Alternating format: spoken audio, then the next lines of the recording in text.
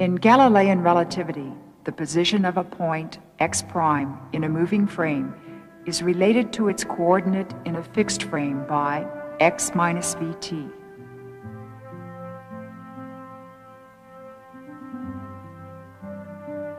Lorentz found that for the new relativity, this must be multiplied by the factor gamma. That's the equation along the direction of motion. In directions perpendicular to the motion, distances are the same in both frames. And as for time, although clocks can be synchronized in any one frame, their readings in another frame may depend on where they are.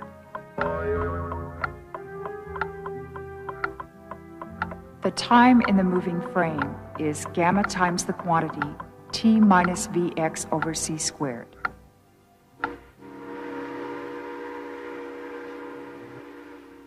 Together, these equations are the Lorentz transformation. They express the mathematical essence of the special theory of relativity. The Lorentz transformation slows time and contracts distances in a moving frame, no matter which frame is taken to be moving. The observer in the moving frame thinks he's at rest and that the other frame is really moving. But these equations do more than that. They actually join time and space together. When an event occurred has no meaning without saying where it occurred.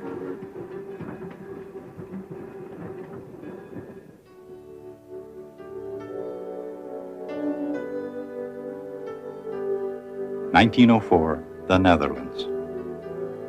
Lorentz publishes the definitive version of his electron theory.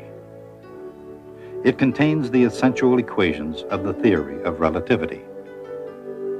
But Albert Einstein has not yet been heard from, which has caused some to say that history has given him more credit than he deserved. 1905, Bern, Switzerland. Einstein, a young physics student supporting himself as a patent clerk, finds himself disturbed by seeming inconsistencies at the very core of physics. Can inertia and the laws of mechanics be made consistent with Maxwell's theory of optics and electromagnetism? Einstein decides that they must, even if that means giving up not only the ether, but the traditional meanings of time and space. He sets forth two fundamental postulates. The first is Poincaré's relativity principle. The laws of physics are the same for all inertial frames. His second postulate states that the speed of light is the same for all observers. He simply assumes the phenomenon that Lorentz has been struggling to explain.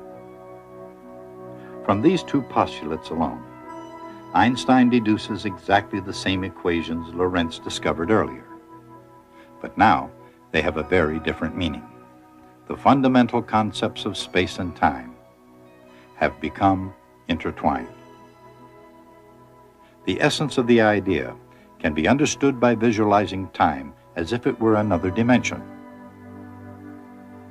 Albert, standing still in space, flows through time,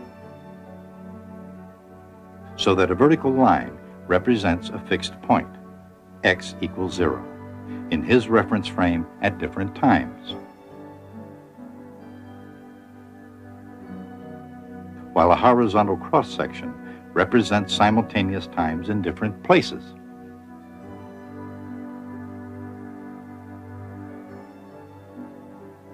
On the other hand, someone in motion, Galileo for example,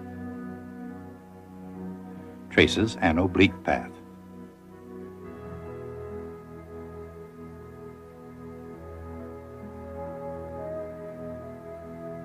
So while what Albert thinks of as a fixed point makes a vertical line,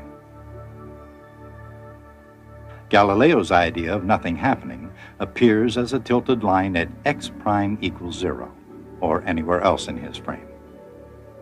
But of course, if Galileo had drawn the picture, his line for standing still would be vertical, and Albert's would be tilted backward. The same idea can be used to show the relativity of time. When Henry and Albert observed the same expanding light sphere, it reaches their detectors at definite points in time and space.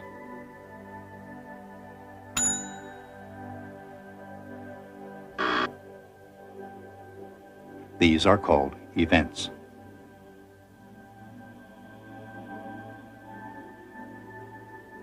Meanwhile, the light itself traces out a cone.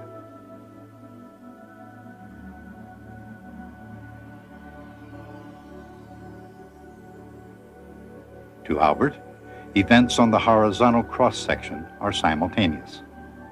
For him, one of Henry's detectors flashes first. Then both of his own flash simultaneously. And finally, Henry's other detector flashes. So he thinks these two events are simultaneous. But Henry thinks these two events are simultaneous. So not only are Henry's lines of constant position tilted, but so are his lines of simultaneous time. For Henry, simultaneous events take place everywhere on a tilted cross-section. So he thinks one of Albert's signals goes first, then both of his, then Albert's other signal. Of course, if Henry were drawing the picture, he would draw his lines of constant place and constant time perpendicular to each other. Amazingly, that wouldn't change the light cone at all. This way of looking at things is called a space-time diagram, and many of the strange effects of relativity can be visualized this way. For example, Albert thinks that Henry's ruler isn't quite a meter long, while Henry, seeing Albert speed by, thinks Albert's ruler is shorter.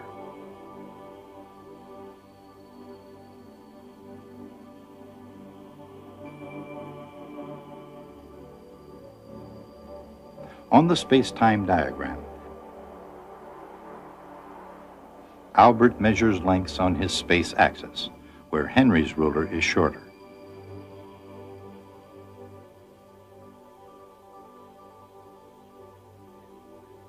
But on Henry's axis, the situation is reversed, and Albert's ruler is shorter.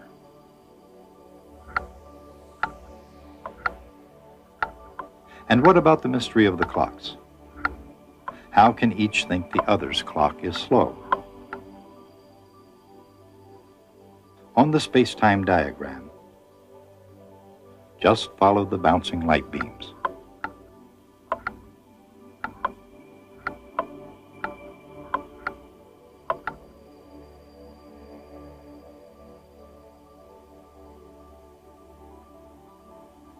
On Albert's time axis, Henry's ticks are farther apart than his own.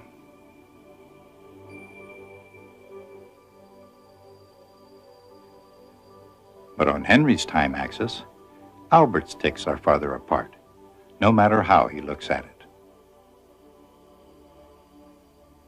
Actually, there's more than one way to look at the Lorentz transformation itself. While it was first derived by Lorentz, Einstein arrived at the same equations, but from a completely different direction. Lorentz used the equations to explain the Michelson-Morley experiment, while Einstein's goal was to establish relativity as a fundamental and universal principle for all of physics.